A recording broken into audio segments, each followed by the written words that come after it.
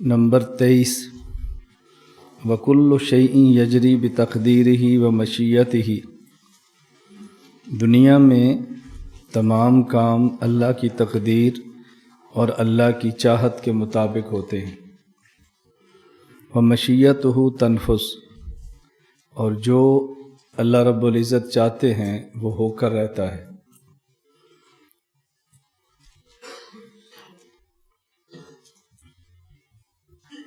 لا مشیۃ للعباد الا ما شاء لهم،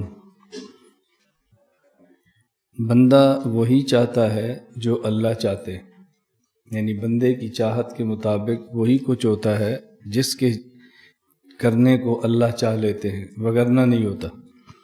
فما شاء لهم کان وما لم یشاء لم یکن، بندوں کے لیے جو کچھ اللہ چاہیں وہ ہو جاتا ہے اور جو نہ چاہیں وہ نہیں ہوتا۔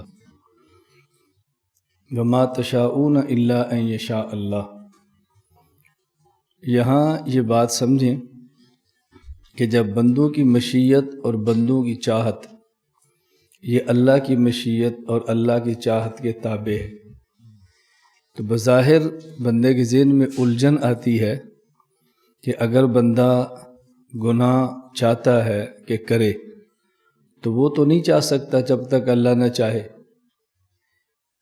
ایک شخص زنا کرنا چاہتا ہے وہ تبھی چاہے گا جب اللہ چاہے، اللہ نہ چاہے تو بندہ چاہ ہی نہیں سکتا، تو پھر زنا اور گناہ میں تو بندہ مجبور ہوا، اس کے اختیارات تو ختم ہو گئے، پھر بندے کا مواخذہ کیوں ہوتا ہے؟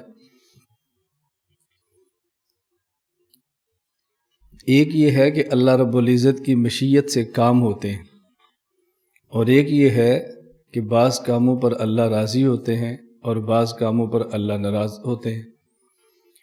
مشیت اور رضا میں فرق سمجھے، یعنی اللہ رب العزت نے کفر اور ایمان، فسق اور تقوی یہ بندے کو اختیار دیا ہے، چاہے تو کفر کرے، چاہے تو ایمان قبول کرے، چاہے تو گناہ کرے اور چاہے تو نیکی، اور یہ جو بندے کو اختیار دیا ہے یہ اللہ رب العزت کی طرف سے ہے۔ اگر اللہ اختیار نہ دیتے تو بندے کو اختیار نہ ملتا، تو بندے کو اختیار اس لیے ملا ہے کہ اللہ نے اختیار دیا ہے۔ اگر اللہ اختیار نہ دیتے تو بندہ مجبور ہو جاتا اور یہ بندے کا امتحان نہ ہوتا۔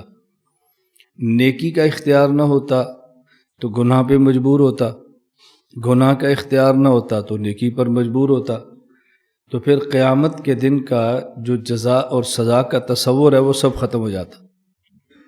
اس لیے بندہ نیک کام یا گناہ اپنے ارادے سے کرتا ہے، لیکن یہ ارادہ اللہ کے ارادے کے تابع ہے، یعنی اللہ نے اس کو اس ارادے کا اختیار دیا ہے۔ یہ معنی نہیں کہ اللہ چاہتے ہیں کہ بندہ گناہ کرے تو بندہ کرتا ہے، اللہ چاہتے ہیں کہ نیکی کرے تو بندہ کرتا ہے، یہ معنی نہیں ہے۔ اس کا مطلب کیا ہے کہ اللہ رب العزت نے چاہا ہے کہ میں بندے کو اختیار دے دوں، نیکی کا بھی اور گناہ کا بھی۔ آگے بندے کی مرضی نیکی والا اختیار استعمال کرے اور نیکی کر لے، اور گناہ والا اختیار کرے تو گناہ کر لے۔ تو یہ جو نیکی اور گناہ کے اختیار ہے یہ بندے کو اللہ نے دیا ہے، اس کا یہ معنی نہیں کہ بندہ اس میں مجبور ہے۔ یہ بات سمجھ آ گئی؟ لیکن ایک ہے اللہ کا راضی ہونا، اللہ نے بندے کو اختیار دیا ہے چاہے تو نیکی کرے چاہے تو گناہ کرے، لیکن اللہ خوش اس پر ہوں گے جب بندہ نیکی کرے گا، اور ناراض اس پر ہوں گے جب یہ بندہ گناہ کرے گا۔ تو بندہ جو گناہ کا ارادہ کرتا ہے یہ ارادہ خدا کے تابع ہے۔ کیا مطلب؟ کہ اس ارادہ گناہ کا اختیار اللہ نے دیا ہے، لیکن اس ارادہ گناہ پر اللہ راضی نہیں ہے۔ اللہ راضی ہوتے ہیں انسان کے ارادہ تقوی پر اور عمل تقوی پر۔ تو مشیت اور چیز ہے اور رضا اور چیز ہے۔ اب یہ بات سمجھ لیں گے تو کوئی الجھن پیدا نہیں ہوگی۔ آپ کا دورہ ہے 12 دن کا، اور اس میں آپ سے کہتا ہوں بھئی میری طرف سے آپ کو اختیار ہے کہ آپ 12 دن پڑھ لیں، میری طرف سے اختیار ہے کہ آپ 11 دن پڑھ لیں۔ اب ایک بندہ 11 دن پڑھ کے چلا جاتا ہے، آپ اسے کہتے ہو تو 11 دن پڑھ کے کیوں جا رہا ہے، دورہ تو 12 دن کا ہے۔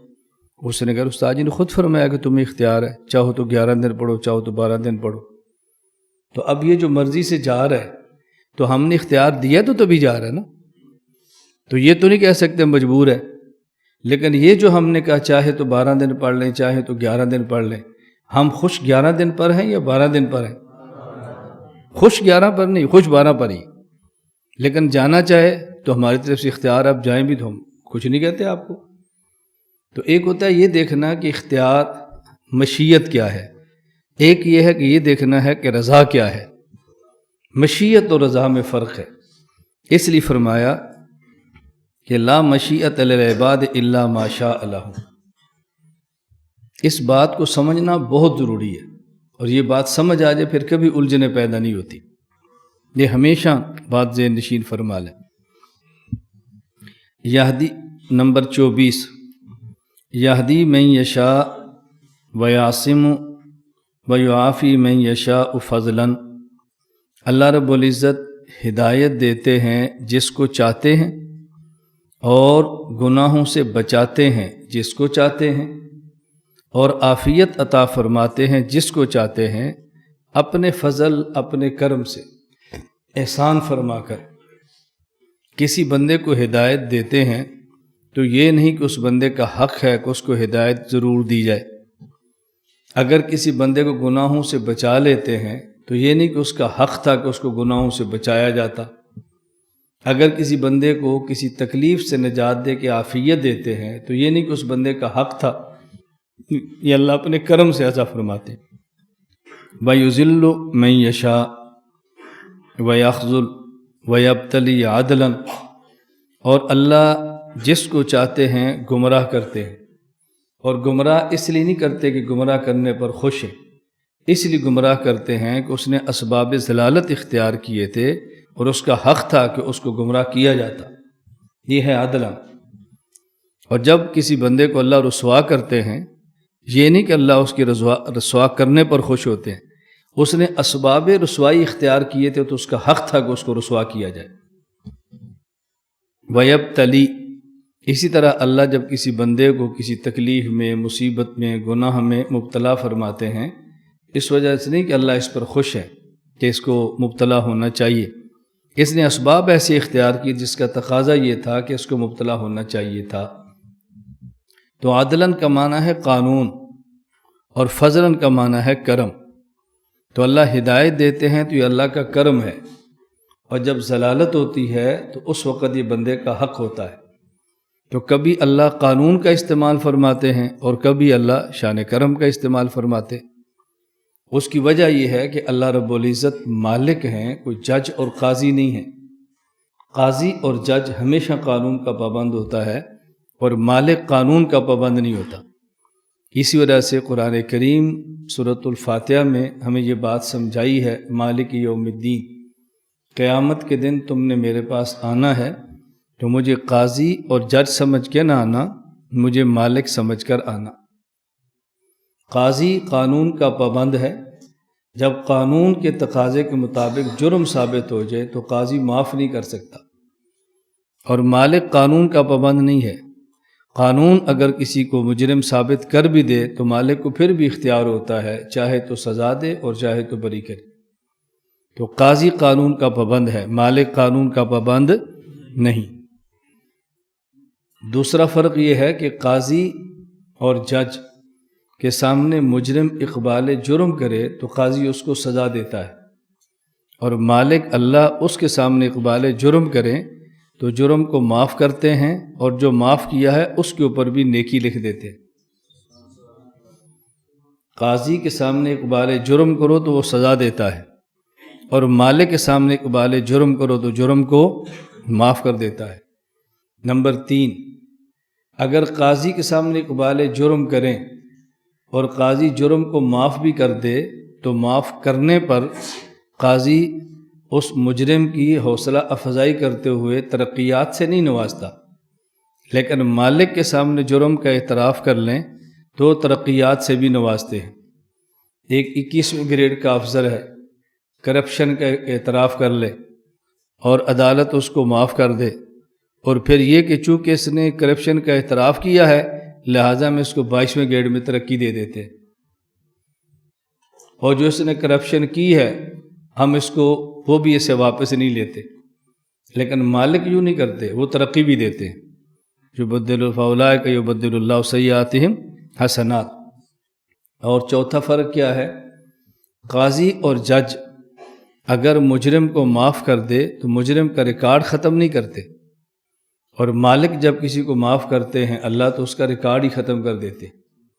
اذا تاب العبد انسى الله ذلك الحفظ وجوارحه ومعالمه من الارض، جب بندہ توبہ کرے تو اللہ فرشتوں کو اس کا گناہ بلاتے ہیں، اس کے اعضاء اور جوارح اس کا گناہ بلاتے ہیں، جس زمین پر کیا تھا اس زمین کو بلاتے ہیں، حتی یلقى اللہ ولیس علیہ شاہد من اللہ بذنب، یہ اللہ کے پاس یوں جاتا ہے کہ اس کے خلاف کوئی پروف اور ثبوت نہیں ہوتا، تو اللہ مالک ریکارڈ ہی ختم کر دیتے ہیں۔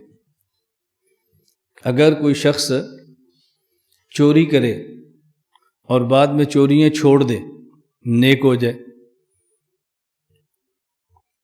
اس نے چوریاں چھوڑ دی ہیں، نیک ہو گیا، عدالت نے اس کو کسی چوری سے بری بھی کر دیا ہے، اب اگر یہ 5 سال بعد پھر چوری کرے تو جب عدالت میں پولیس والے جائیں گے تو جج کے سامنے اس کا ریکارڈ پیش کریں گے کہ سر اس نے پہلے بھی 10 چوریاں کی تھی، اس نے توبہ تو کر لی ہے، چوریاں چھوڑ دی ہیں، لیکن ریکارڈ رافتہ چور ہے۔